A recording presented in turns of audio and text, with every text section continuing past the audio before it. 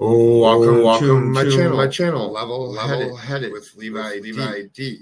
Please hit the subscribe button. Since The like 1851, button. the Placer County And set the bell notification to all. If you currently are not getting my notifications, please turn the bell setting to none and turn back on to all. Please also share this. Let's get into it.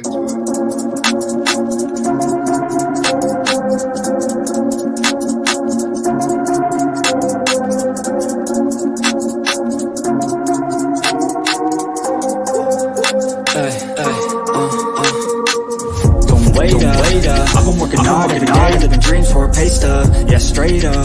5 years later, like I said, I would make it on my way up. It's all up, coming from the nation, made a foundation, true stuff. Yeah, too tough.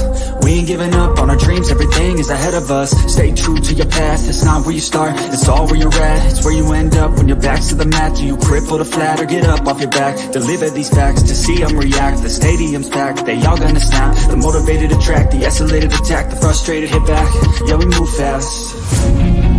I wanna change everything. I swear I'll do anything just to get where I wanna be. I won't stop till I'm free. I won't stop till I'm free. I won't stop, no.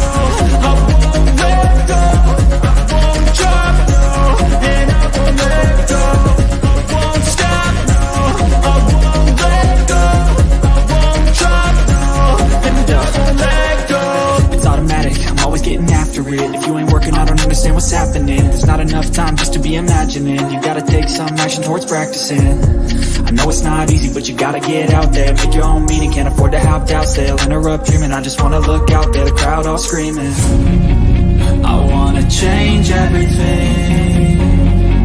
I swear I'll do anything just to get where I wanna be. I won't stop till I'm free. I won't stop till I'm free. I won't stop, no. I won't let go. I won't drop, no. And I won't let go. I won't stop, no. I won't let go. I won't drop, no. And I won't let go. I won't stop, no. I won't let go. I won't drop, no. And I won't let go. I won't stop, no. I won't let go. I won't drop, no. And I won't let go.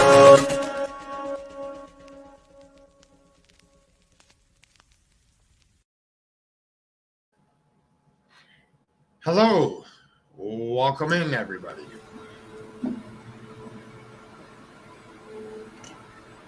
Hello.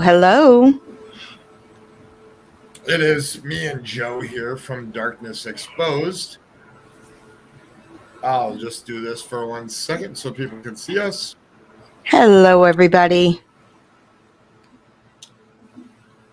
Bling and Single Mama 4 and Sunshine, Maria, Arctic. We got the whole crew here. We do. We're going to cover a couple cases here first of some missing people. We have Jolissa Fuentes, which is pictured on the right of your screen, Annette Adams that we'll be covering, and Kiely Rodni press conference. I'm going to go ahead and read. I'm going to switch screens here in 1 second. I'm going to go ahead and introduce you to Jolissa Fuentes. She went missing on August 7th. Jolissa hung out with some friends at 3 a.m. Jolissa came home, but ended up leaving to go buy something. At 3:59 a.m., sister received a missed phone call from Jolissa. At 4 o'clock, last seen at Arco AMPM gas station at Highland Highway 43 and Nebraska Avenue. Jolissa leaves Arco and turns west on Nebraska Avenue. At 5:24 a.m., sister received 2 missed video chat calls from Jolissa's number at 5:24 and 5:25. Family contacts the Selma Police Department. Monday, August 8th, various post on social media about Jolisa still missing. Tuesday, August 9th, people search for Jolisa and her car, a gray silver 2011 Hyundai Accent with California license plate number 8MPU 766. California plate.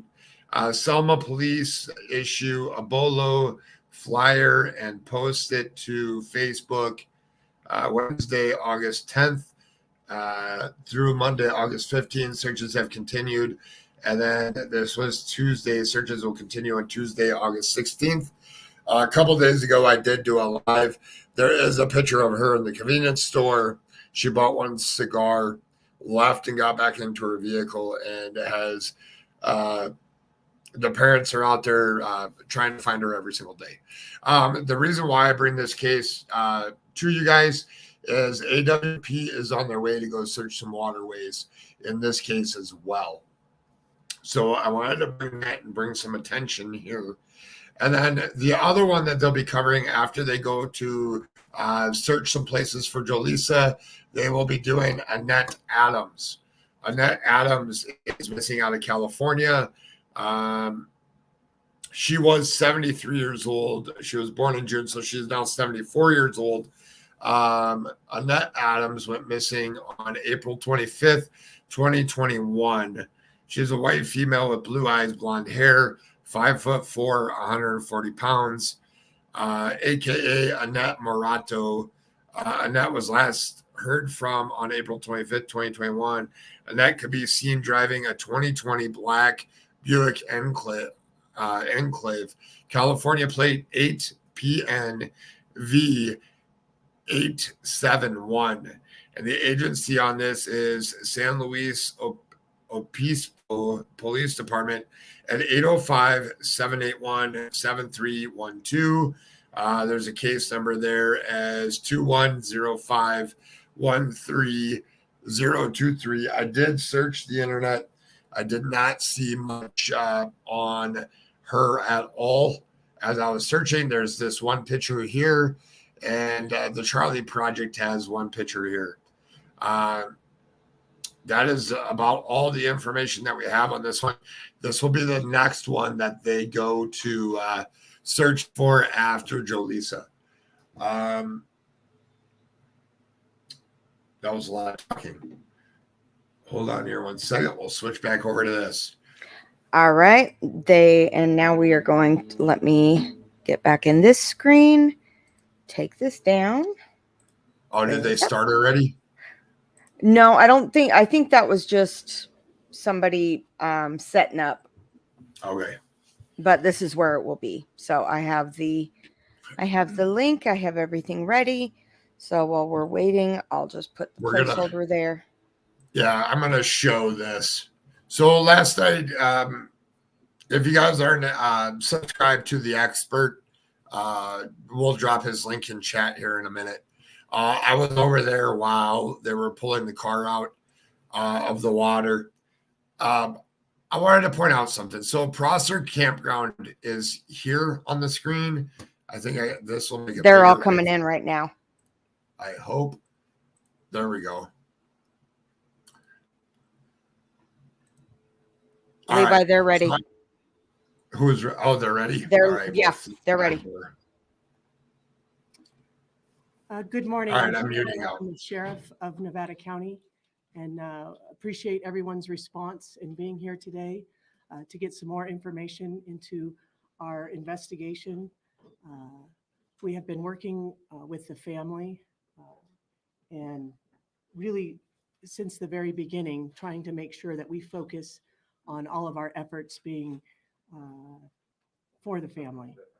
And at this time, last night we did receive some information of the recovery of the vehicle that we've been searching for, and it was located inside the Prosser Lake. It was located within a search zone that we have been searching since the very beginning of our operation. We were very fortunate that we had the assistance of a volunteer group, the Adventures with Purpose, that came out with some very specific expertise and were able to help us in locating the vehicle that we had been searching for several weeks. It's at these times that we really want to recognize the reason why we're all here, and that is for this family. We've said that from day one with our staff, the incredible amount of collaboration that we've received from our partners in this region. You know, clearly being a mountain town, we're used to having great collaboration, knowing that none of us have enough resources to go around. But when we all work together, I think it is an incredible show of how committed all of our agencies are for our community here. Working hand in hand in unified command, joint command with the Placer County Sheriff's Office, the folks from the California Highway Patrol, the Truckee Police Department, and our friends from the Federal Bureau of Investigations. The amount of effort that all of these agencies put together really truly is why we're here today. And as we eliminated a lot of tips and information that was coming in, I think it's very important to understand that all of that work did lead us to this time. And being able to focus on the services that we provide to our families here that are impacted. We've recovered the vehicle. We recovered the vehicle last night. We have located a decedent inside the vehicle. We believe it is our missing person. We have not been able to positively identify, but it's more than likely where we are today. And we wanted to make sure that the family had all that information first. The last thing we want to do is have them learn information outside of our team. So I think that is one of the points that I really want to make sure that our communities know, and the folks that are watching today know, is truly how committed we've been throughout these last few weeks in coming to this resolution. It's still an active investigation, and I understand there will be, and we will continue to receive lots of questions regarding our investigation, and we will release what we can. But at this time, our commitment is to this family, and that is where we will consistently reach for making decisions on what we release. And again, it is still a very active investigation. So again, I appreciate everyone being here, getting this information out. It is the reason why we're here is because of the community support and the amount of work that was put into this investigation to where we could clearly identify very specific areas to search. The Adventures with Purpose folks did just a fantastic job at being able to locate the vehicle as quickly as they did, based on, again, a lot of heavy lifting that the folks behind me have done throughout the last couple of weeks. So I appreciate everyone being here, and we'll open up for some questions. I'll go first. Yes, ma'am. What agency called in Adventure with Purpose, and when did you decide, if it was you guys, that we needed this extra help? Captain Sam Brown from my agency will be happy to answer this question. Yeah, thanks. The question was which agency requested. I'm not exactly sure that an agency had reached out and requested from within our unified command, but as everybody's reading online and seeing all the information that was coming out, and we realized that there was an interest from Adventures with Purpose, we did link up that group with Sergeant Mike Powers with the Placer County Sheriff's Office. They had lots of communication as they were going to be traveling to this area, and then a lot of detailed information that was shared that wasn't necessarily out to the public yet, that hopefully was of assistance to helping them locate the area to go to. You said the car was found in the area where you've been searching since the beginning. What did AWP have that maybe you guys didn't have, or why was that missed in the search? Yeah, I think that's a great question. That's one that everybody's going to have, right? Is how did we not find it when we were searching? The lake was extensively searched with side sonar, with an ROV. We had divers, we had swimmers. I think that's part of what we're going to have to go back to do and debrief. You know, when peace officers are out in the field and volunteers and searchers, it doesn't mean that they're experts in the field, right? These are sometimes ancillary duties, and we're calling from other agencies to try to jump in. And tracking underwater is an extremely difficult thing to do. So I think part of our debrief on any of these situations is how do we figure out to improve our services, work on our resources and the way that we use them. A lot of this equipment is high end, very expensive, and you really need to have a lot of practice and expertise. And I think that's where a group like Adventures with Purpose is able to focus and practice those skills and really hone them. And so we're appreciative that they were able to come out and locate it. I also don't want to take away, though, from anything from our volunteers as well as law enforcement that have been out there. I mean, we literally had people swimming in the water looking down so that we didn't disturb the ground initially. You know, my understanding is the vehicle was upside down. That also makes it more difficult. And if silt and things come up above, that can also make things difficult. So before I really can say, hey, why we weren't able to do it, I also could say that we eliminated a lot of areas that we would still be searching if we didn't have all the great people out there. And that helped give them some guidance as well, I think. But clearly their expertise in diving and their equipment that they brought to the table assisted us, and we appreciate that. Do they specifically have any specific technology that all of these 16 law enforcement agencies didn't have? I'll have to debrief with them before I'd have the answer to that question. I believe we're going to try to do that today. Adventures with a Purpose has referenced red tape a couple times, saying they don't have the red tape that maybe your assisting agencies have. What is that red tape, and why might it be easier for a private organization to do this? I don't know exactly what we're talking about in regards to red tape. I think that from the very beginning, we never deterred anybody other than certain scenes that we closed off at times that became areas of interest and we wanted to protect for evidence. So I don't know that there was any red tape ever put on this. I mean, if you look at the amount of man hours that went into it, it was like over 15,000. And I know it's even higher than that now. I don't think there was ever red tape. There were maps created for civilians to be out. The boat ramp in the lake were never actually shut down, because the way we were looking at it is more eyes out there, the better off we're going to be for finding Kiely. And that was continually the goal. So I'm not sure that there was ever red tape. I think it comes down to lots of factors. And like I said, we're going to debrief and try to figure out how do we become better and do a better job at these types of operations. Why did agencies believe it was an abduction at first? Yeah, I think there was a lot of miscommunication. I don't know that it was ever labeled as an abduction. I think that you can never take that off the table. And so as we talked as a command group and unified command with all my partners that you see behind us, you couldn't remove that off the table because we hadn't found her. And so, there was some of the struggles with some of the services that we wanted to obtain and things we wanted to do, but we couldn't say it wasn't an abduction, but we also never said that it was an abduction. I think that was clarified fairly early on. But we also probably wouldn't have received all the services and all the people if that wasn't an option. If this was truly a search and rescue mission, we may not have had all the resources to conduct interviews. I think they identified over 400 juveniles, and to be able to interview all those folks and provide feedback off of all that, it takes an army of people. And I think we were lucky to be able to put that together between my partners and agencies that are right behind me. Did any of the juveniles, anybody mention a car going over the side, a car in the water, out of all those? I don't believe that statement was made, not to my knowledge. Was there any indication that this was an accident or foul play? That's still being investigated. If we'd like, we could turn it over for CHP can give some information.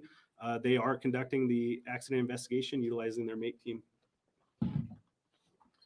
Good morning, Josh Ellers, Assistant Chief with CHP Valley Division based in Sacramento, which Truckey's a part of.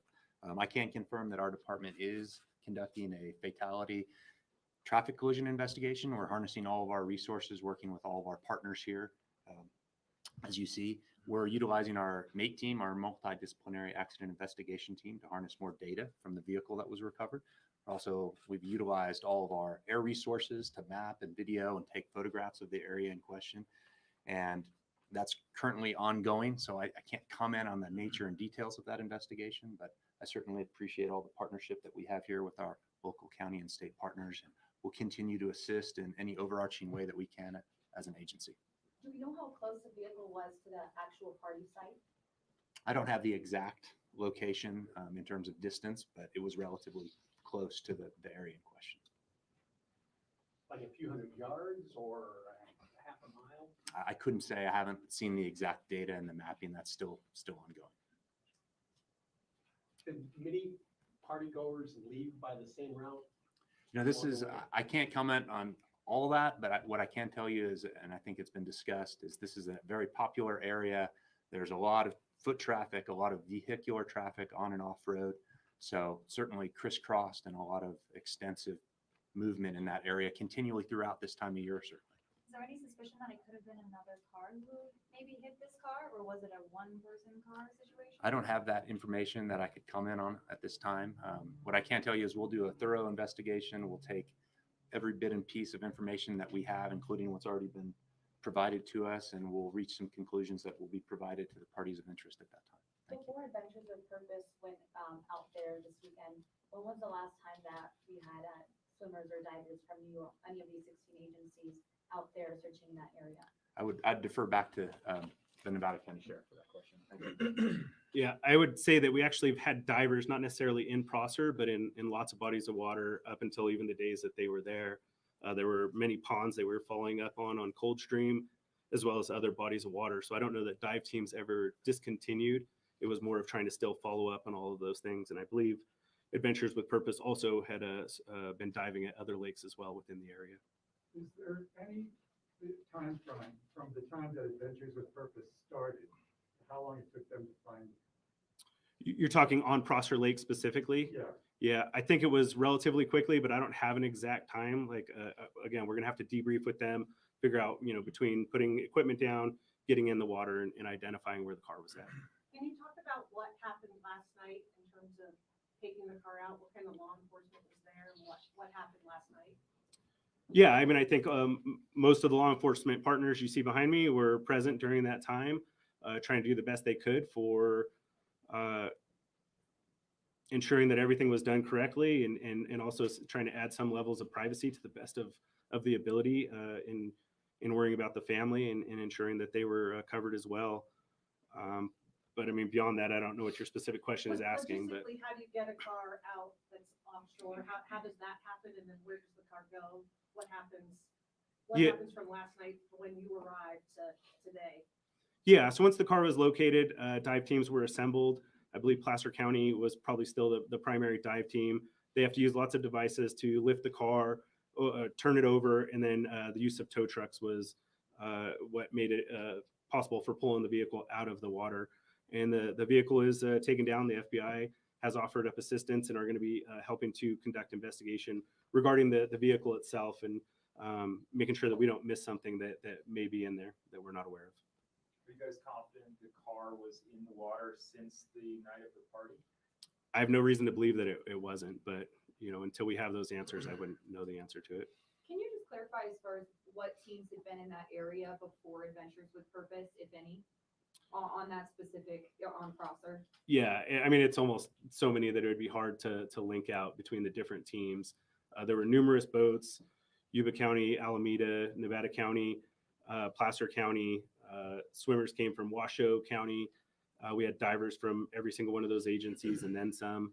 I mean, it was a vast amount of people. And I would just say, unless you've conducted these types of searches and try to do it, it does take a level of expertise, and nothing's perfect. When you fly a helicopter over the air trying to identify if something is there, most places give that less than a 5% probability of detection, meaning if you flew over, you only have a 5% chance of seeing something. You had trees and brush and bushes and dirt and all these other things, and it becomes a pretty difficult task. Even though once you find the answer, on hindsight, everything looks 20/20. The reality is it's not that simple. It is pretty complex and it's tough. So again, we're just appreciative that the resources came out and were able to help us in locating it.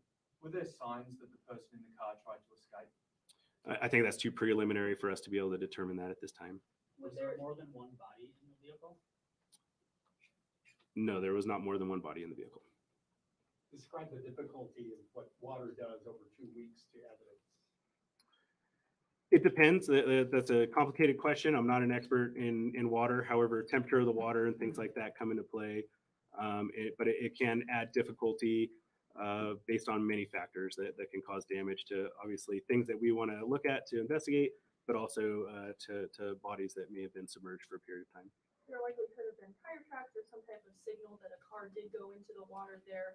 Did rain impact that? Did this heavy activity in the area impede seeing those signs? I think everything is a factor, but again, that's where we rely on the MATE team from CHP to come in with their expertise and be able to provide some of those answers. And it seems that Adventures with Purpose have pretty sophisticated equipment. Is this something that the agencies here have, or you all still need? Yeah, I'll have to debrief with them to figure out what equipment exactly they use to see if it's items that we have or if it's a matter of training with the items that we have. So until we talk to them and know exactly what they used and how they went about it, I wouldn't be able to answer that correctly. They also said the car was 14 feet deep. Did y'all go that far to look for the car? Yeah, some of that information is sometimes deceiving. So yeah, the car was reported at 14 or 15 feet. However, the water level since the 6th has also dropped a vertical 3.5 to 4 feet, which could be 20 to 25 feet off of shore. So a lot of things have changed in those aspects. Until we really can look into all that information and sort through it, it's difficult to say whether those factors had a play in it or not. I think it's still more important for us to debrief, look at training, look at equipment, look at tools, and look at outside entities that are experts where this is maybe their full-time gig that they do, and try to see how we have that involvement from the community to come out and help support. At this time, can you tell if there are any signs of foul play? At this time, we're not going to be able to say anything like that. It's been said that people were drinking at the party that night. Was anything found in the car that could lead you to believe that she was drinking that, what the person found was? Yeah, the investigation's ongoing, so we're not going to be able to comment on that. It seemed like where they found the car, it might have been pretty far from the road. Do you have suspicions that maybe the people were parking on that little island? I wouldn't be able to comment on that either unless somebody gave some statements to that. I hadn't heard any information like that, though. Do you have any theories as to how the car got in the water, and also what gear was the car found in? I think if I make up theories, then I'm just guessing, and I'm going to lead us back into a trail that's not certain. So we'll wait until we have those facts and details. And as far as the car, we're not going to release any information until we've done a solid investigation on it. Who received the first call from Adventures with Purpose, and what was that call like? I don't know that we received a first call. I think we reached out to them after we read it online. And so I'm not sure, I mean, again, with 150 law enforcement officials, it's possible that a call came in and something happened. But from the Unified Command and talking with my partners, none of us were aware of an initial. So we tasked the investigative sergeant with contacting them and reaching out. So I believe, best I know, we did that proactively on our end. And they contacted the family? I think there's still some sketchy details on exactly how that contact went out. So I don't want to speak on behalf of the family.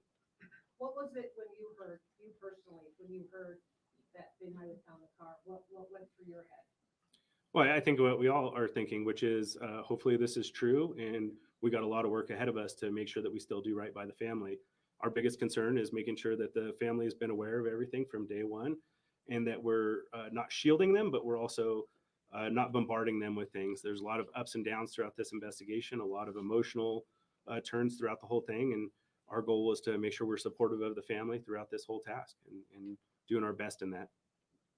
How long will an investigation into the car, maybe that's for Highway Patrol or FBI, how long does an investigation to look at a car take to figure out what may have happened? I mean, I think there's a lot of factors in that. I don't mind turning it over to CHP and let them. Because obviously we have a multifaceted investigation with multiple agencies, it can take time. The FBI is working, evaluating the vehicle. We have to come in and do that. We want to allow them to work. We'll come in and examine data, examine the vehicle, have all of our investigators look at that car. So depending on circumstances, it can be several days, it could be several weeks. We also want to wait on other information related from the coroner's office and other things that all get compiled into a comprehensive investigation. So the easy answer is it could take a while. All right, we've had an opportunity to hear from most reporters. Most have asked 2 questions. Is there anybody that had a follow-up question that they have not been able to ask yet? Go ahead, sir. There was a report that Adventures with Purpose was told by police that they did not need to search Foster, or at least in the specific area where the car was found, because that had been extensively searched already. Is that true? Yeah, I'd say that's probably not accurate. And we shared maps, ping information, and locations. And so we probably shared that was extensively searched and sonar was used, and that may add to the level of where they chose to go to first or last. However, nothing was prevented or shared. And I don't believe that we gave any indication that we thought we knew where she was at, because clearly from all of our daily press releases, we reported over and over again that we didn't know where she was at, and we needed anybody's help and assistance in finding that location. But you were working in partnership with Adventure with Purpose?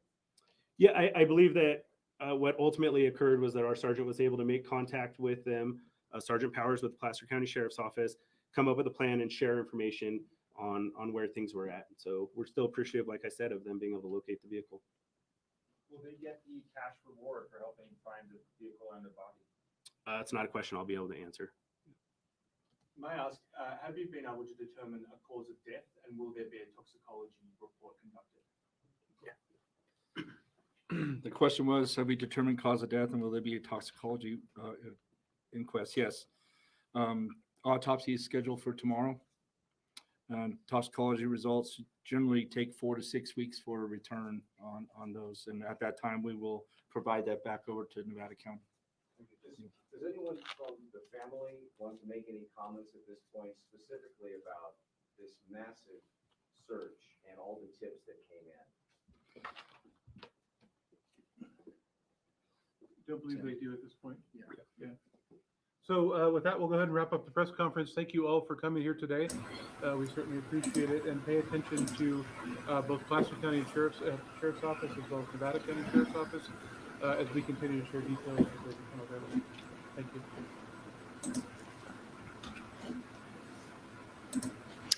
All right. Well, such a sad turn of events. But yet once again,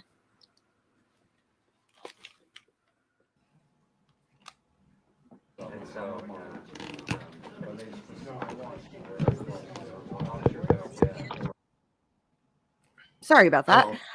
Hey, but once again, you know, this is now the second time in regards to YouTubers finding the missing, and one of the largest cases that Kiely's has been one of the largest and the most frenzied circus on social media that I have seen. And to think that YouTubers, now 2 times with Gabby and Kiely, they were both found by them initially, and nearly 1 year to the day apart, where Red, White, and Bethune had driven by Gabby's van, and they didn't know it until the social media awareness started.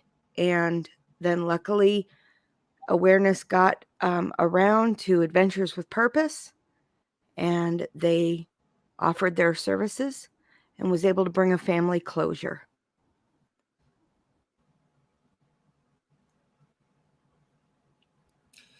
Yeah. You can hear me, right? Yeah. Okay.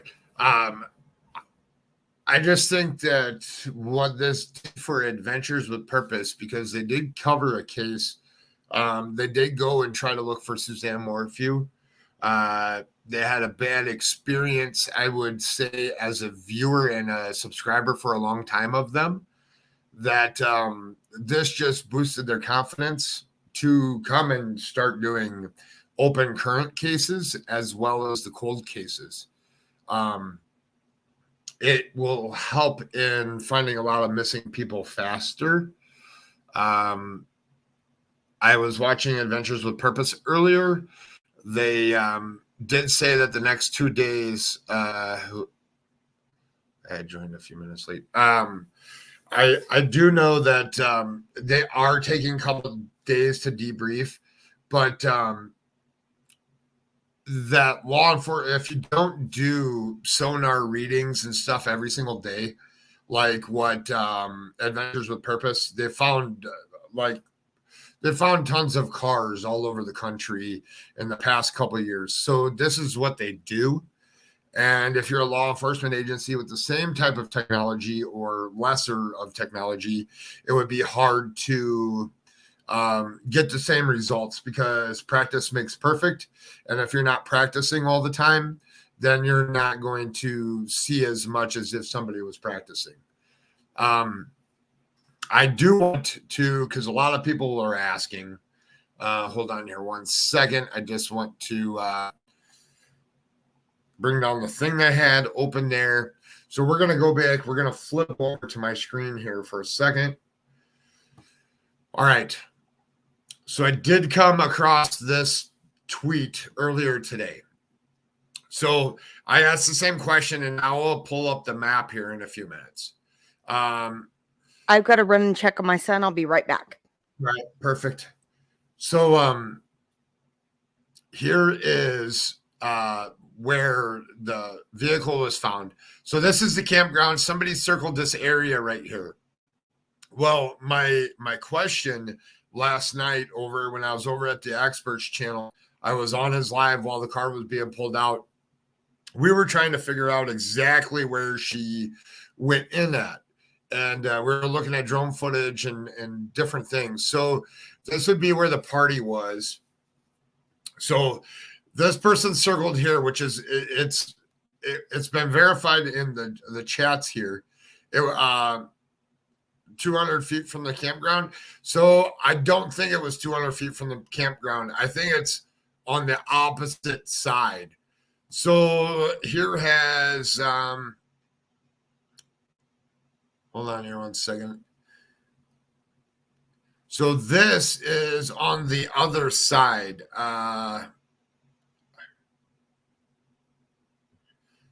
Let's see here. Where's SF investigates here? Here. So that circle is not where the car and Kiely were found. That is the boat ramp. It's on the opposite side. Which, hold on here 1 second. I'm going to take my screen off just for 1 second. I just don't want to. This was from Open Original.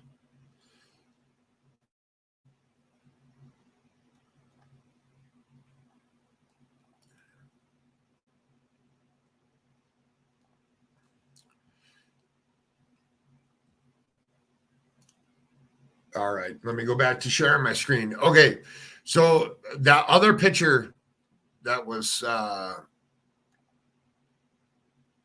me see if I can zoom in here. Control plus.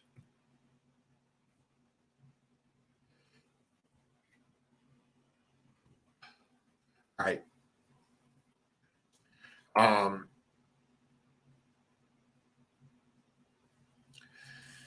So here's where that picture with the circle was right there. So where it actually, this is where I think she came into the water at. The boat ramp is over here on this side. So it's directly across. And the one thing is, if you,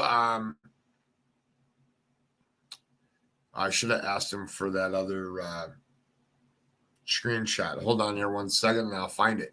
So what happens is her house is back over this way. So what she would have had to do is go all the way around the lake, but her house is back over this way from Proster Creek Reservoir. So, I mean, it's dark outside. You can't see a lot of different stuff. A lot of different variables here. The biggest thing to remember, I saw footage of Sammy pointing out where Kiely's car was parked. Do you know where that was to where she was found? Well, yeah. So LTL, this would be where they were partying at. So she would have had to drive all the way around onto the other side of the lake, and whether you use GPS or not, especially with all these little tiny roads, it could have taken her on different ways. That's me speculating. No, at 6 o'clock position in the South Arm Lake. Hold on here. So 6 o'clock. So over here, Steve, on this side, on the South Arm Lake, over here, 6 o'clock. So he's saying here.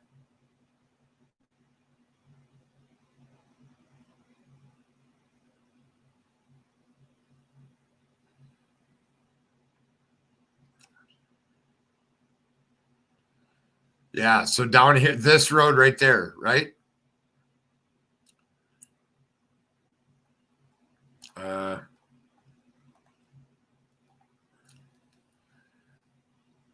Yes.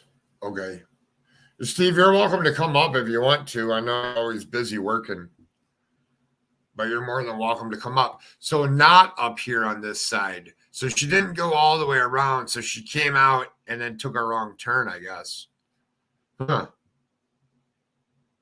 That's well, I guess, I don't know. That's strange. Because if you came out of here, where the road ends, yeah. I see that.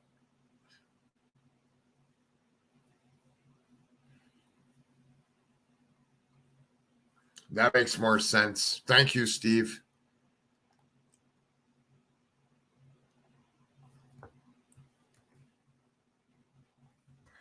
That's for Steve if you want to come up. Or True Crime with Sunshine if you want to come up. And if you haven't checked out Steve's channel from True Crime Web, he does very good things. That is interesting that it is there. That makes more sense then, as opposed to where this was.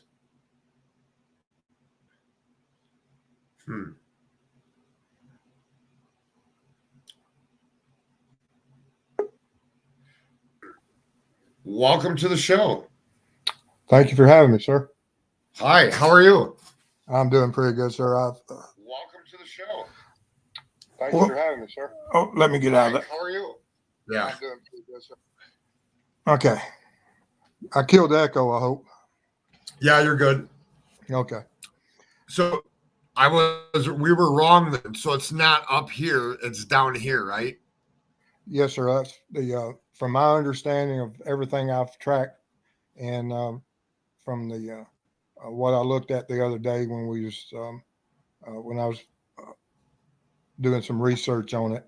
That's originally where the party from the campground, 6 o'clock of it, is where some of the witnesses that had spoken to law enforcement had said that there was a large party going on at the south of them.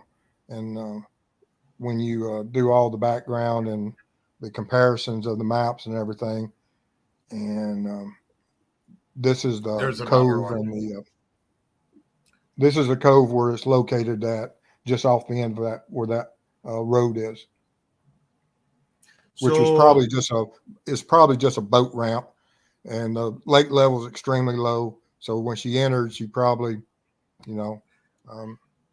at whatever rate of speed it was, it may only been 20 or 30 miles an hour, but cars will float once they hit water and stuff for quite a ways sometimes. Well, and then the front end being heavy too, when it hits the water, it'll float so far in and it takes a while for it to completely go under. But now at 12:30 at night, I don't know whether there was a moon or not. Would that be, I'm going to add sunshine here. Hold on. That mean that the water would look like asphalt, maybe?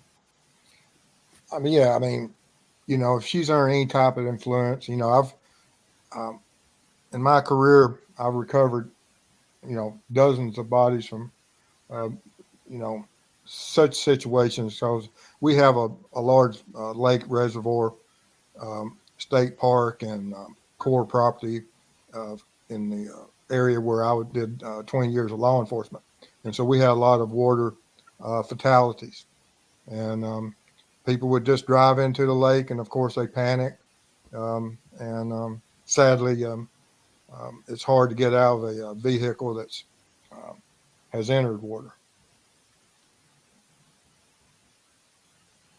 Yeah. Well, that's why that tool that Adventures with Purpose, the little ceramic punch to punch the windows out, that goes on your keychain. I mean, it could save your life at $6 for the little thing just to put onto your keychain. Exactly. And it's just a tragedy for that family and for that community that to have to experience this. And I'm glad that they got someone out there with, law enforcement. Of course, they have some equipment and stuff, but, we're not always trained. And, it takes a certain amount of training to understand the advancements of science and sonar. I've fished my whole life also, but the advancements of what is available to the civilian market now, as far as sonar, has jumped up in the last 2 or 3 years. That has far outpaced anything that I've ever seen in my 50 years of fishing. And so Adventures with a Purpose most certainly have utilized these advancements, and they're the experts, and I have to give them kudos for what they were able to do with it to assist law enforcement. Yeah. Hey, Steve. Hey, Sunshine. So glad you guys are here. Hey, thanks for Hey. having me up. Hey, Steve. Hey, Levi. Joe, how is everybody? We are good. We are good. So she was further down. Right? Yes. Okay. But you know what, looking at seeing where the road comes right in there, I can understand it, especially if she was under the influence, and maybe she veered off. About where his mark, where his Yeah. arrow was there is Yeah. just right off that point there. Um, just a little just off there is my understanding of where she was located. Right there. Yep. Wow. So now the big thing is that law enforcement's got to go in and when the toxicology reports come in and the classification of death, which that'll be left up to the coroner and medical examiner, that they'll classify it in certain manner of death, and then law enforcement and get with a district attorney or whoever, and then the investigation starts to that if it's something that is drug or alcohol related, that they'll have to start tracking and seeing if they can identify the persons responsible that would have either supplied or gave her access to certain drugs and alcohol. Well, so do you think that we won't see the toxicology report, right? Because she's a minor, so they'll seal it. Well, that depends. That they'll be open up for discussion, and there'll be certain news agencies that'll probably file open records request and define the manner of death, or he'll just come out. The family may state it. There'll be a lot of different ways that information could be presented, and law enforcement may present it, and that as they file these affidavits for search warrants or for certain devices that of individuals that may have been present at the party, that in those affidavits there are going to be a lot of information, and some of those will be available to for public review. Yeah. Which But will be that'll all interesting. be in the coming days. We probably another week out before some of these reports start coming back, and then there's going to be so much speculation in the web sleuth world about from conspiracies to that ODs and everything else. And, you know, and sadly, that's the case in the world that we live in now, that people jump to for clickbait and everything else to get some of Oh, these yes. that, you know, just all the drama. And we Yeah. just need to wait until the facts come. That's right. Scott asked, can Steve explain the blue tarp over the car? Was she still in? I know what this means, but he's not in. I don't believe that Scott is in the US. So since you were in the field of law enforcement, that would be a perfect one for you to explain. Yes, if there's a possibility, and I haven't seen that image, but when they pull, you know, normally when you pull vehicles out, if there's anything that can be visible or as far as, you know, we don't want to show victims in certain states of, you know, she's been in the water now, what, 11, 12, 14 days? Yeah. Yeah.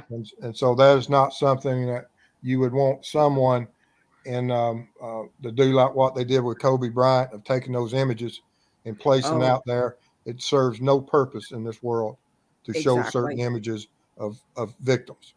And and so we, you know, we try to protect the victims and the families, because we wouldn't want that done to our family, and we shouldn't do it to other families. That's right. I agree. Exactly. Already lost her daughter. That's the last thing she needs to see, is some kind of high definition photograph. Yeah. The and I'm this gonna is, like I ask. said, this was a brilliant child.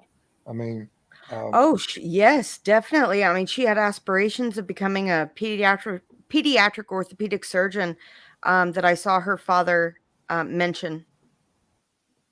yeah, absolutely amazing that she would make a decision, and like I said, we don't know uh, how much alcohol she may have consumed. She may have not consumed any, or she may have not. You know, until they get that toxicology, that'll be the final say of what's in her system.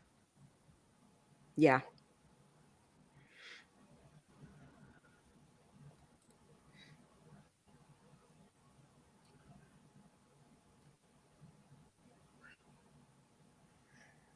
Yeah, it's that south leg that you had there.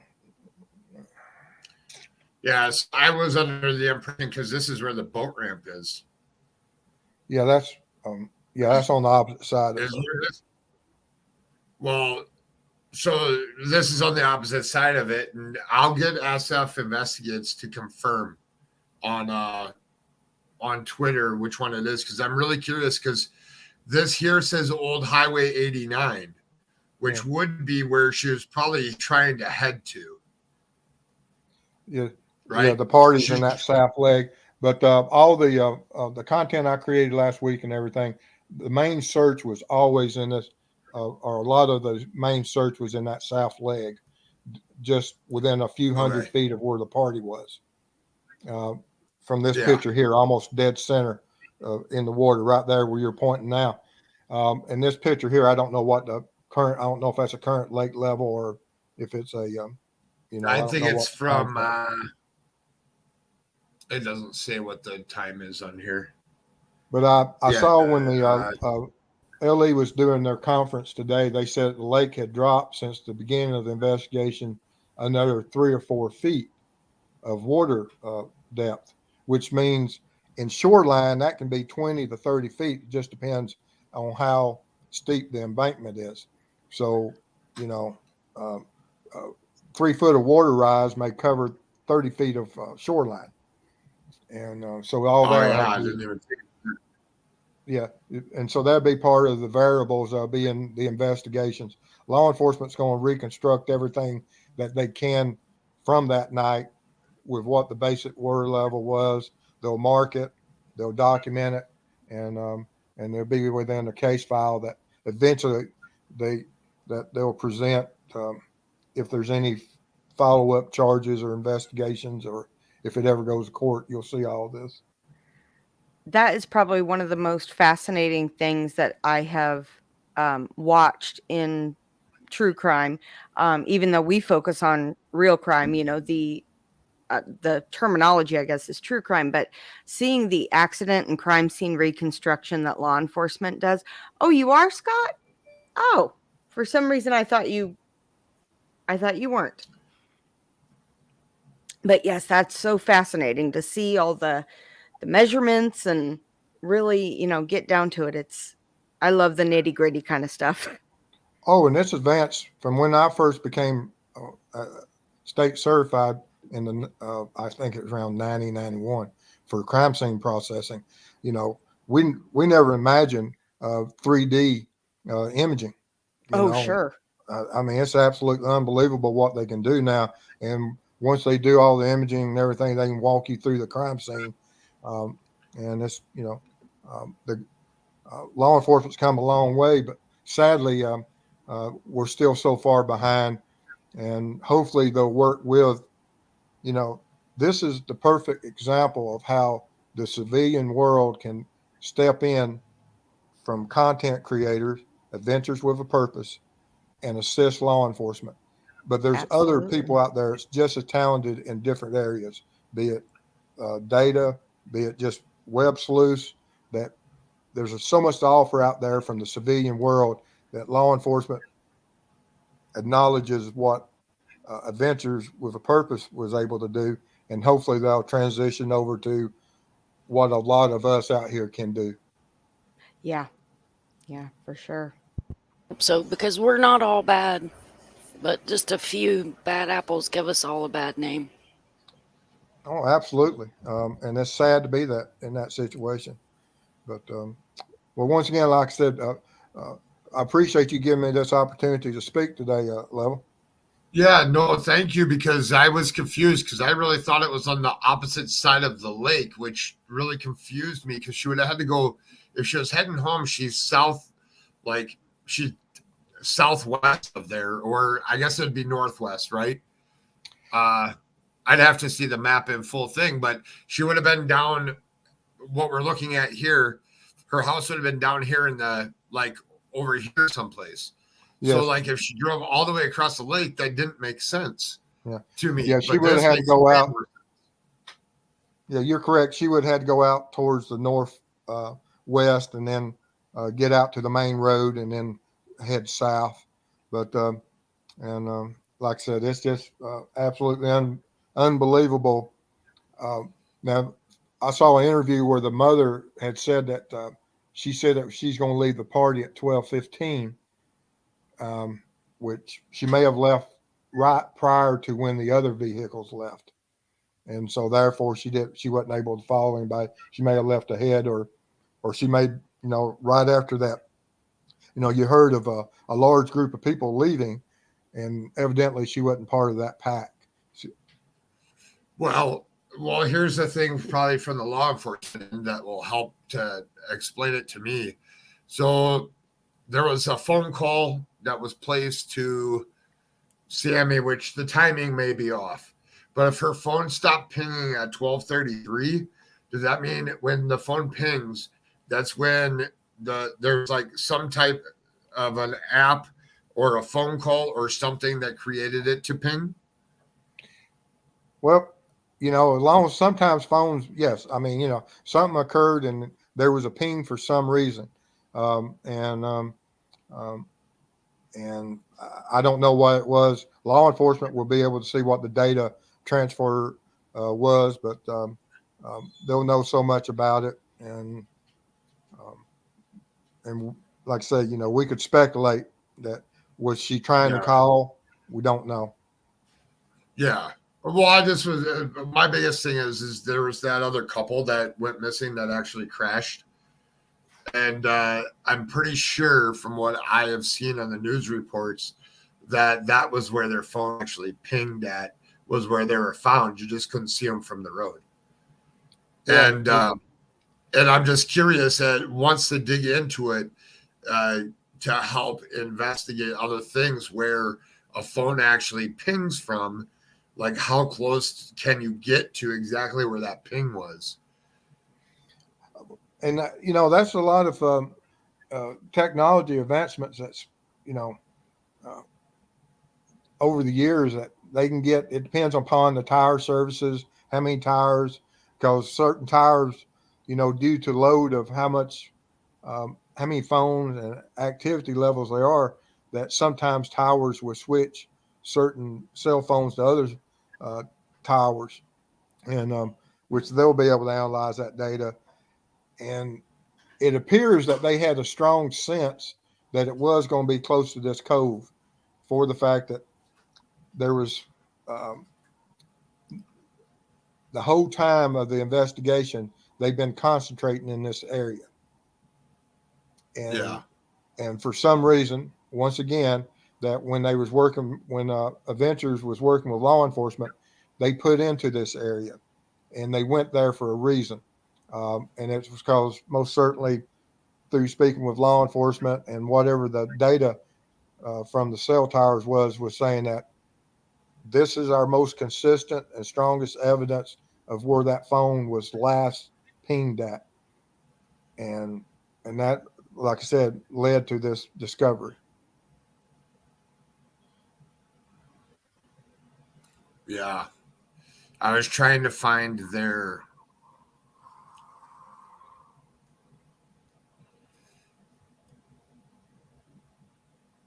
Now I want to go to the next.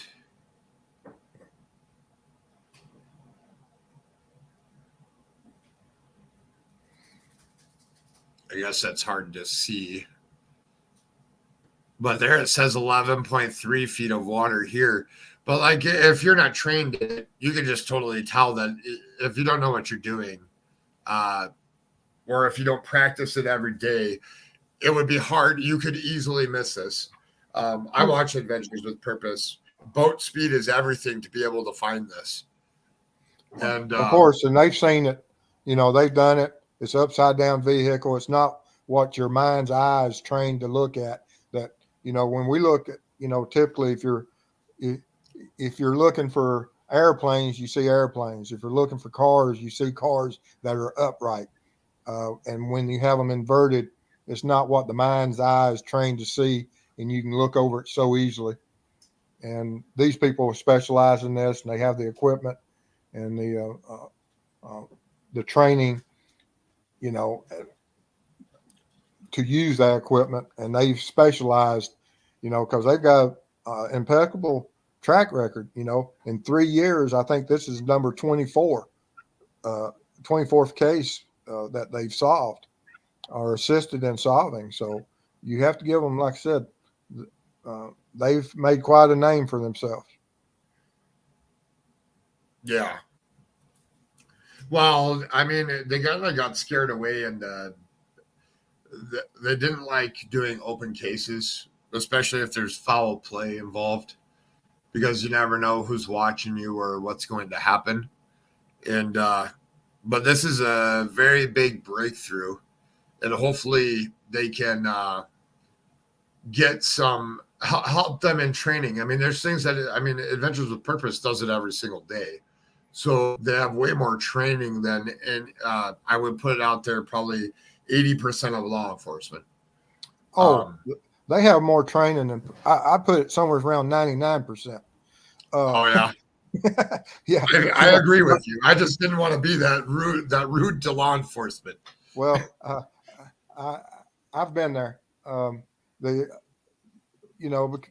some of the search and rescue teams I wouldn't put in that level, but for general population of law enforcement, because law enforcement doesn't specialize in water recoveries. We have, you got your fire departments, you got your dive teams, and law enforcement, we're land based, but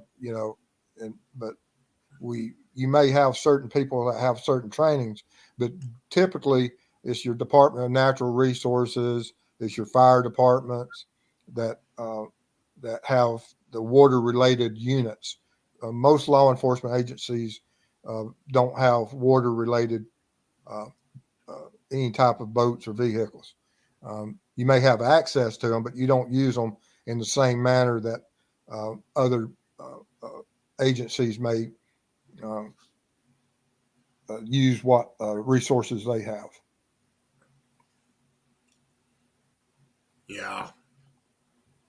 I'm from Paducah, Kentucky, and it's a river city. Like, we're known for the four rivers.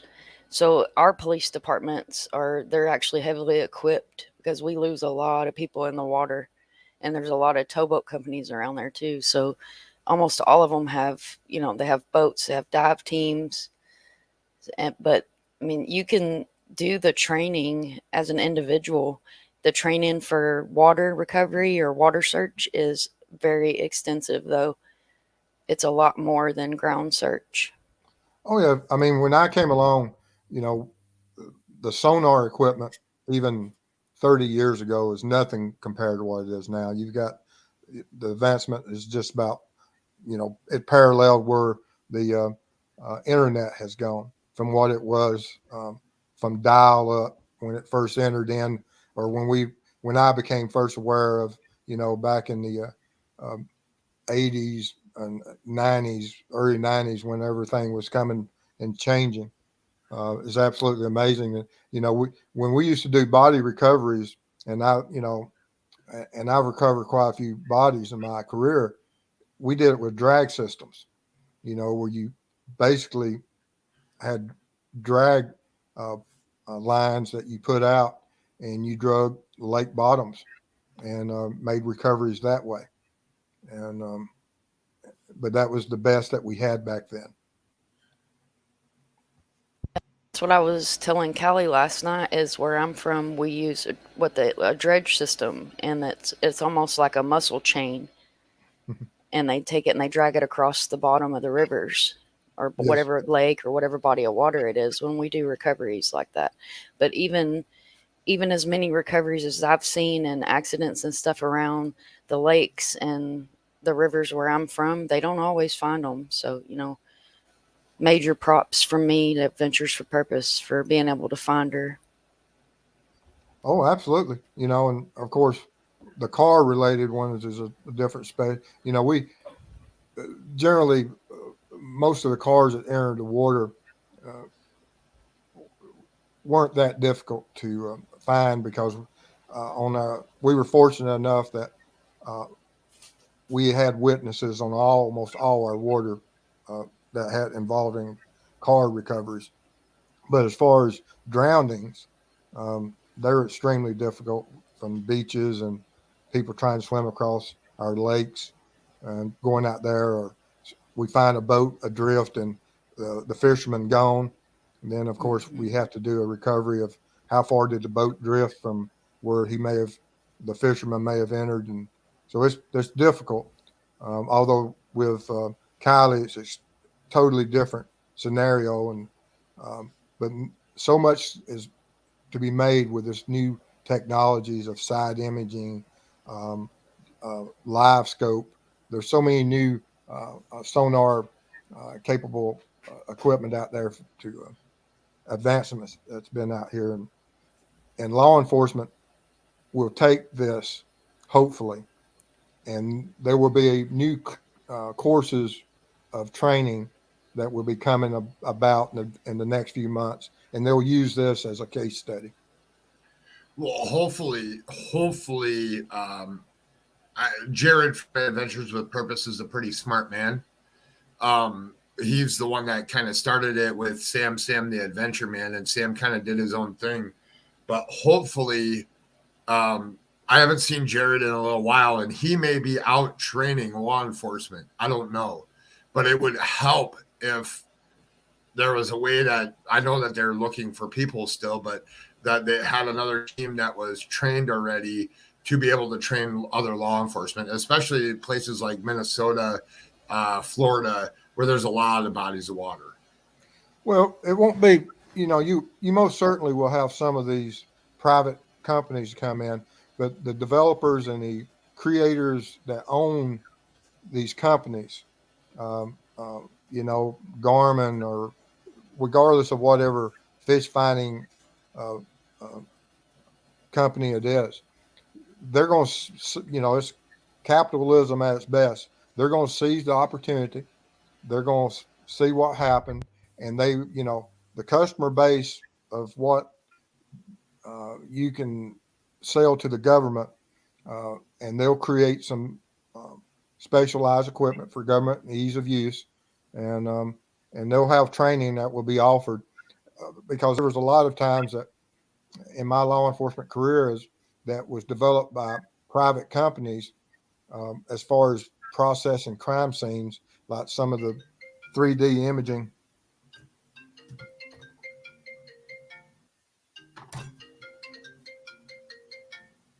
I had a phone call there. That as equipment is developed by these private industries, that they'll have specialized instructors that'll come forth and enter into the law enforcement training so that they'll be able to get the information and the proper training out there, because you have to become an expert in certain uses of certain instruments so that you can go to court and testify. So it's going to be more than just a individual doing the training. It will be somebody that's qualified as an expert in the use of equipment that will do the law enforcement training. That explains it. Yeah, you still over there with Chris and our crew helping with the Dylan Round stuff? Actually, that's who that phone call was just from. I figured I saw you was covering some of this. I saw this morning. I stopped over there to check on it. I do have some stuff that I have in my possession that I'm going to send to you. Absolutely. Please don't share it. I just need your take on something else that I'm working on, and I need a investigator's eye on it, I guess, is the best way to do it. And I'll reach out to you. Okay, just send it to me. But I'll get out of here, and thank you for this opportunity, and let all our thoughts and prayers go towards this family and to the community. And there's some more missing people out there that I think Ventures is going to be focused on in the coming days. And hopefully they're as productive with these next two while they're in the area of looking into. But once again, they're doing this lady next, Jolissa Fuentes. She's in Selma, and then going to go on to this Annette Adams, which I can't find a poster for her. She's an older lady. Oh, I hadn't seen that one yet. But, this is the other one that they're going to. Well, once again, I want to thank you, and you have a great community, and appreciate everything you've done for everybody. And thank you for this opportunity.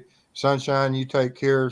Good to see you. Oh, good to see you. Thank you for coming up on panel. I'm honored to be on a panel with you finally, Steve. And thank you, Level, for offering for me to come up, hun. Yeah. And Joe, where did Joe go? We lost Joe. Joe had to go deal with something behind the scenes. She had to go call somebody. But she's in chat listening. I know that there she is. If you are in, she's in the chat putting stuff down, but I think she's on the phone at the same time.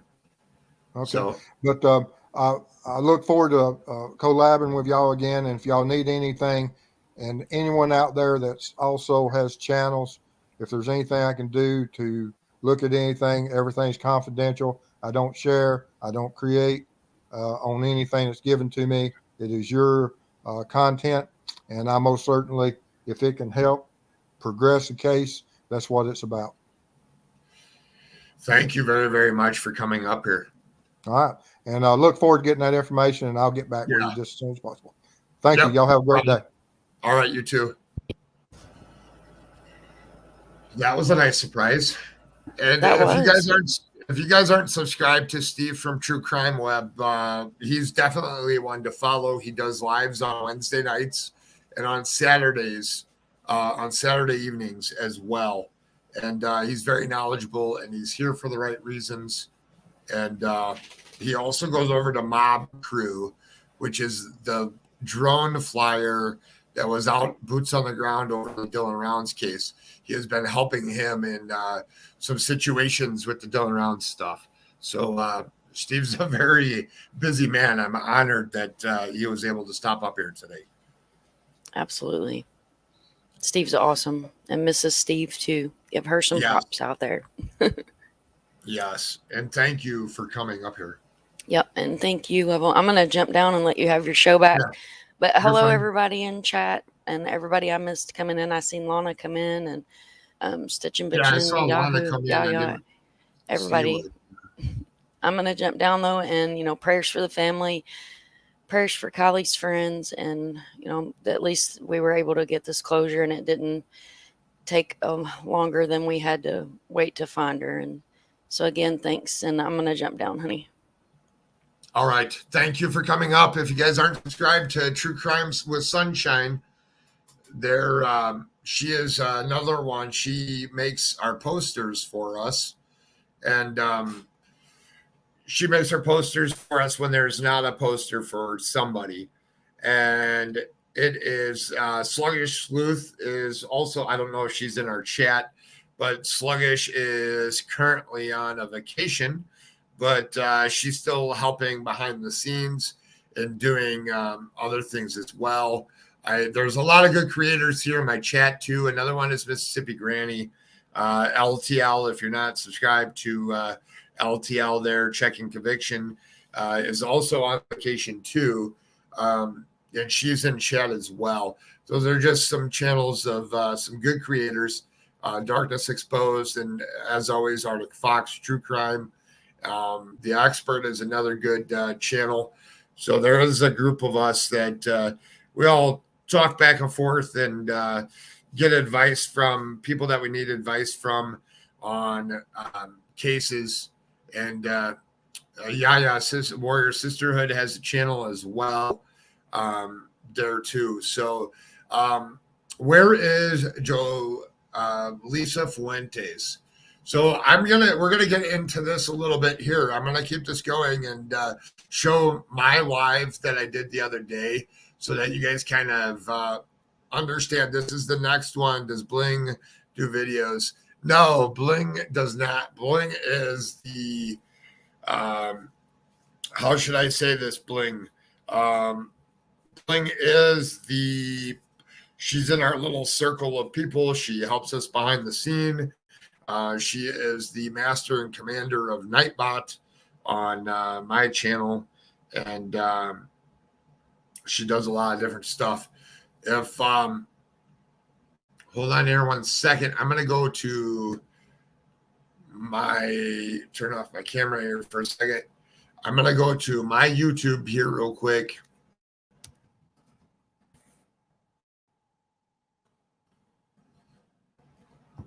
I just need to check my messages here real quick because I was waiting on another.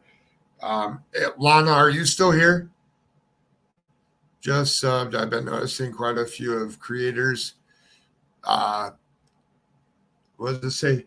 Just subbed. I've been noticing quite a few of you creators getting a lot of stories of the missing out. ArcticFox, Checking Convictions, etc. Thank you. Yes, there is a big group of us, and we've been trying to push. And thank you,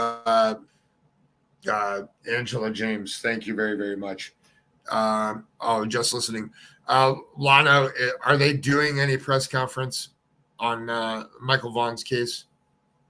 I mean, the unveiling of the trucks today, like the news said, or I haven't seen anything yet.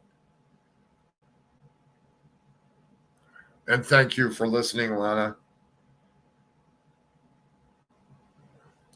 Hold on here while I bring up Jolissa's thing here real quick.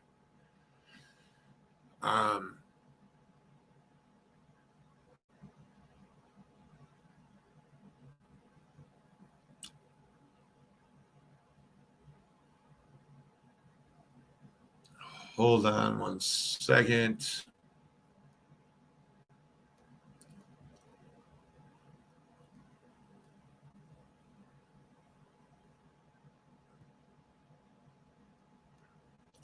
All right, so here is my page.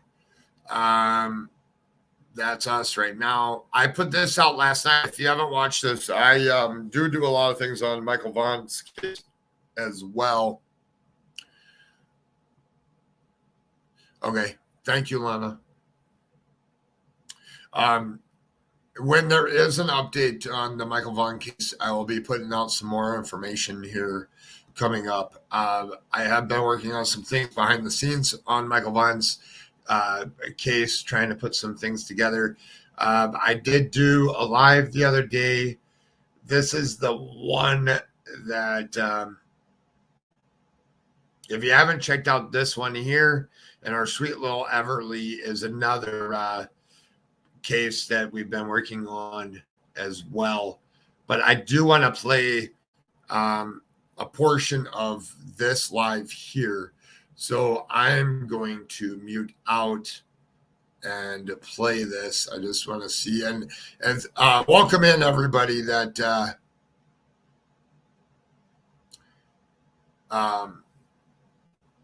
oh goodly, I'm trying to get some work done while listening.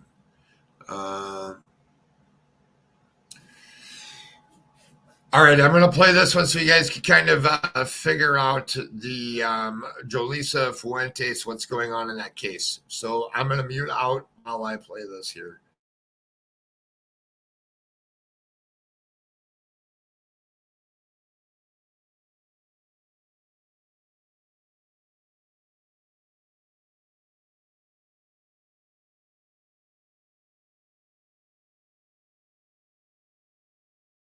Welcome to my channel, Level Headed. I'm Levi D. Today we will be covering a missing California woman, Jolissa Fuentes. She is a 22-year-old, last seen on August 7th. The parents of missing California woman, Jolissa Fuentes, say they are heartbroken by the lack of updates in the search for their daughter and what feels like little attention on the case in contrast to other missing person cases. Selma police initially said the 22-year-old was last seen on August 7th at an AM/PM gas station in Selma, California, around 4 a.m. But Police Chief Rudy Alcaraz told Fox News Digital on Friday that they have footage of Fuentes driving by herself after that time. We picked her up on camera after that. However, we're not going to relinquish that information as we have to kind of consider all avenues. He said right now, there's nothing that is insinuating foul play, but again, we don't have much information. The Selma Police Department has partnered with the Fresno Sheriff's Office to use some of their resources, such as helicopters, to assist with their search. Federal law enforcement officers are also involved, according to Alcaraz and Fuentes family. So they have received no definitive leads regarding the 22-year-old's whereabouts in the 2 weeks since she vanished. Her family believes she may have driven out to a rural area of Selma where there are 2 orchards and vineyards because Jolisa used to spend time there to clear her head after one of her best friends died last year. On the night she disappeared, she had come home from a party and stopped at her grandmother's house to grab some cash in a bag before heading to the AM/PM. They say Jolisa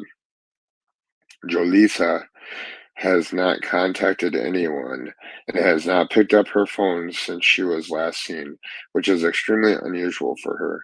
Now police are searching in the area of Pine Flat Lake and Avocado Lake. Alcaraza said. Meanwhile, Jolisa's parents, Norma Nunez and Joey Fuentes, get up each morning to conduct their own searches for their daughter, put up flyers, and ask people in the areas where they search if they have surveillance cameras they can look at. They previously told Fox News Digital that they believe Jolisa was taken against her will. They don't come back until dark.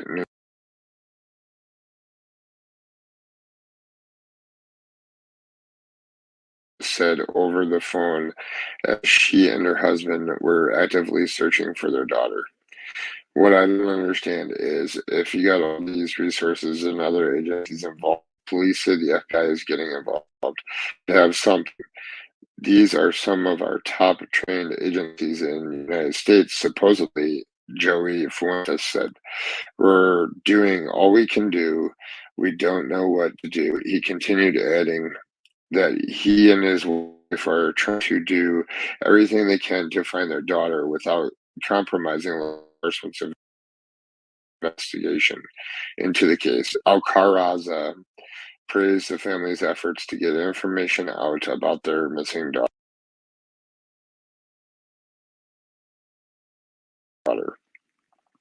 The family has done a wonderful job of putting information out about Jolissa. We are working with all of our state and local federal agencies to try to get the best information and have done pretty much everything we can think of or has been suggested to us to try and find Jolissa.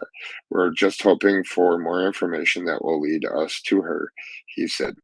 The police chief added that the Selma PD will likely not release any new press releases on social media until there is a significant update in the case because they do not want to saturate the page to the point where people lose interest in Jolissa's disappearance.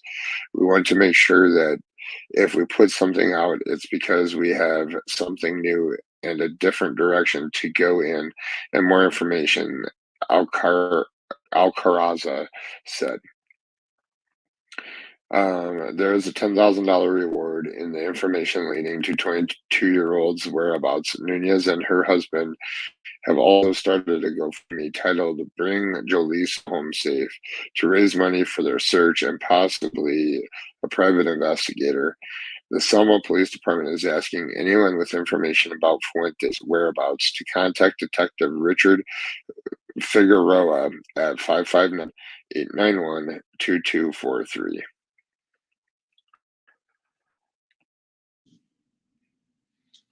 Jolissa's vehicle is a 2011 Hyundai Accent, gray/silver. It's a Ford or California plate 8MPU 766, stock condition with tinted rear windows.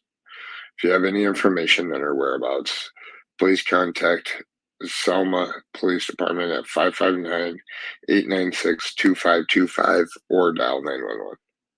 Is asking for your help in locating their missing daughter. 22-year-old Jolissa Fuentes was seen last Sunday at an AM/PM gas station.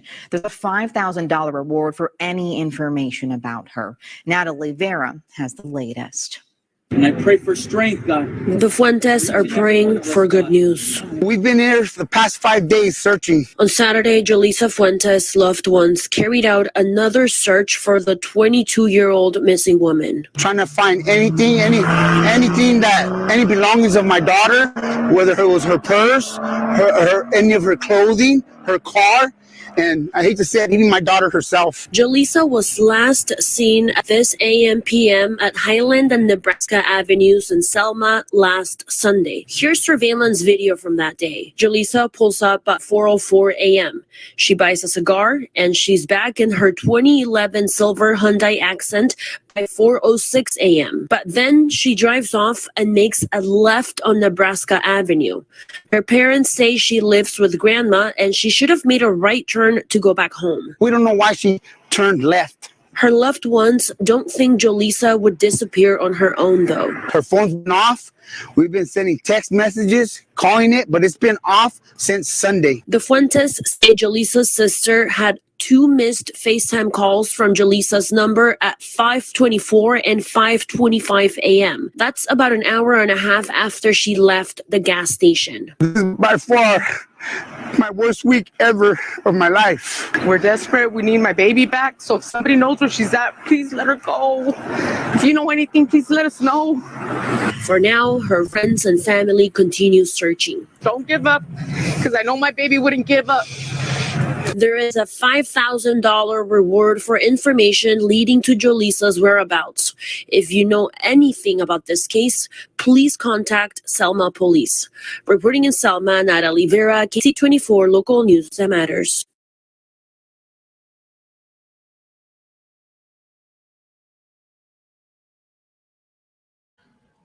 All right. So to answer a couple of your questions here, who did she buy the cigar for? Women do not usually smoke them. So I'm in a group where they speak about this. I did see another article that they live in California. Marijuana is legal there, and that's what she was getting it for. And that was told in one of the things. So, and that's no secret that's out there. So that is exactly what she was doing. It's just where did she go to after that, and trying to find her. They did mention a couple lakes in there, and that's why I took off the other screen, because what I want to do is I'm going to go to the map here, back here to Selma, California, and then go look at these lakes that that they're currently searching here. So Selma, I'll show you here. So Selma here is a town or a city of 23,319 as of 2010. Let me just go to default here real quick. I don't know where the cell phone's pinged at. Here's the Arco station. So what they said is she should have made a right on Nebraska here. But what she did is she made a left. So I just want to zoom out a little bit. I don't see any.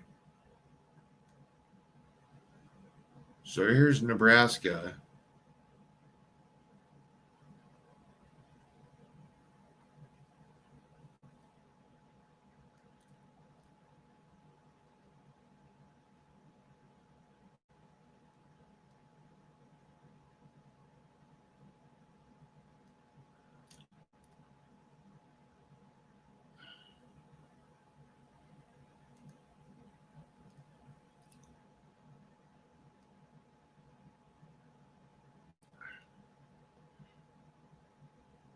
It's not far from Fresno, but I don't know. So she made a left going out of there, and that was the last that they saw her. The police stated that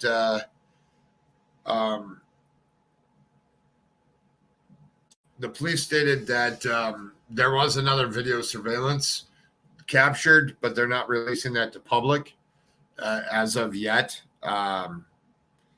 That's just so you guys are aware of that. This is been watching this about Kiely. I just know there is more to that. At least they have footage, yeah.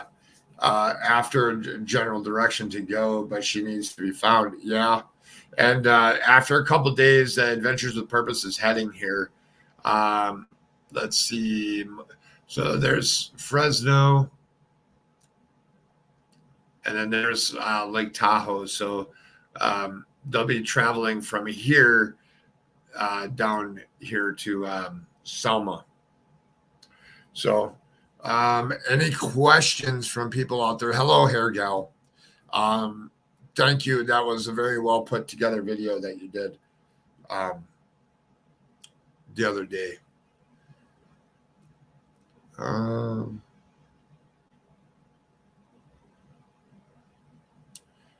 I would agree with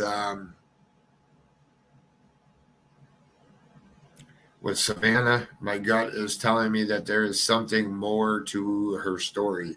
I would agree with you 100%. Let's see if there's any new things here on the Kiely Rodni information here real quick. if you guys haven't checked out Adventures with Purpose, their little thing that they did today, definitely go check it out.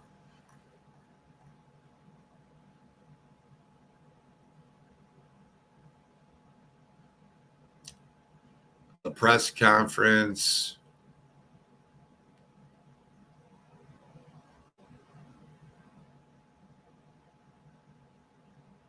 Yeah, my prayers go out to her family.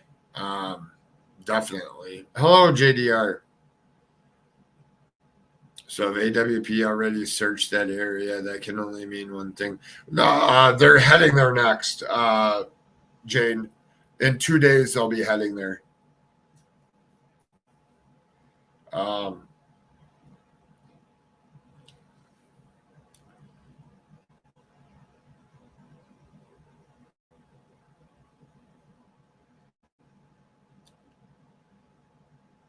Yeah.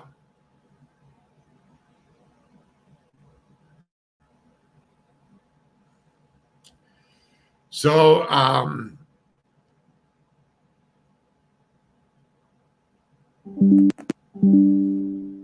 don't know what that was, but hold on there 1 second. Let's see what that is.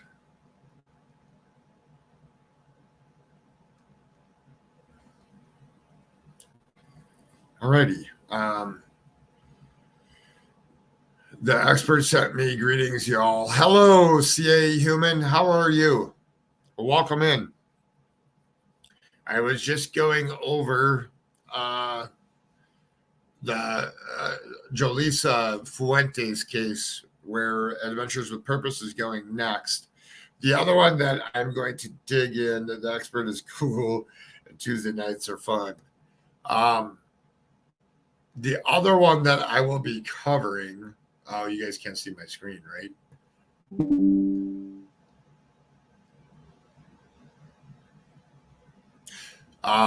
Here's this one, and I am getting messages in the back here. Hold on here 1 second. Let me just, oh, thank you very much. Let me stop sharing my screen. So, Jolisa Fuentes went missing out of Selma, California. So I do have a video on my page, and thank you, Sunshine. Hold on here 1 second, and I will do a separate video today on this, but I do want to go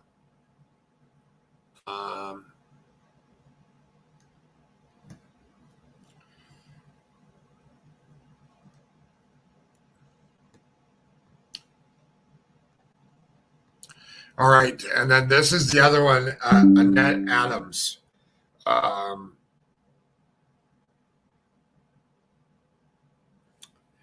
This is Annette Adams, aka Annette Maroto, and thank you, Sunshine. If you guys aren't subscribed to True Crime with Sunshine, as you can tell while I was live, she made this poster. Very well done. That is the Buick Enclave, that or replica of the vehicle. Another one in California that is missing. The Adventures with Purpose is going to go search some places to see if they can find her. She's been missing since 2021. I believe it April 25th, 2021, San Luis Obispo, California. There, so this is another one to keep on the radar. And hold on here 1 second. Let me see what all this chatter is about here real quick.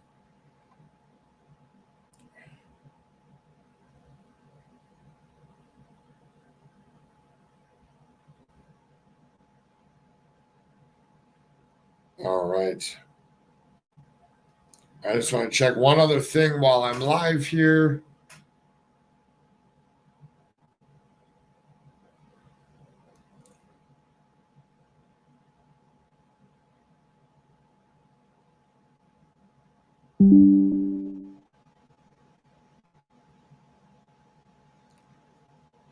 All right, looks like that's going to wrap it up for us for today, or for this live. Be on the lookout for some other, hold on here 1 second. I just want to check one other thing while I'm on live here. I did get sent something, but the link won't open.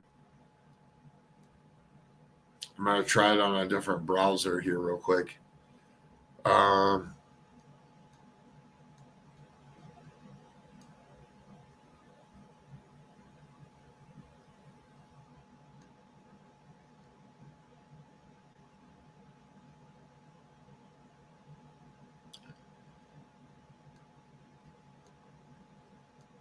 Yeah.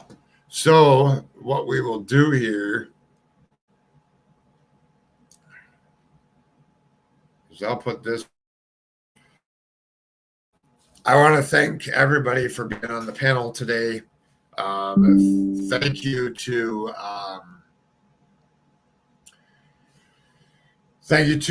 Darkness Exposed. Thank you for coming up and helping. Thank you to Steve for hopping on panel today. Thank you to my moderators here today. Also, thank you to True Crime with Sunshine for coming up. As I always like to say, be on the lookout for another live that'll be starting here pretty soon. I'm going to go over a couple things and a couple other cases that I've been working on in the background. Checking conviction, always a pleasure to have you here. LTL, there's a lot of good people here in my chat. And thank you for always being respectful here. And as I always say, if you see something, say something.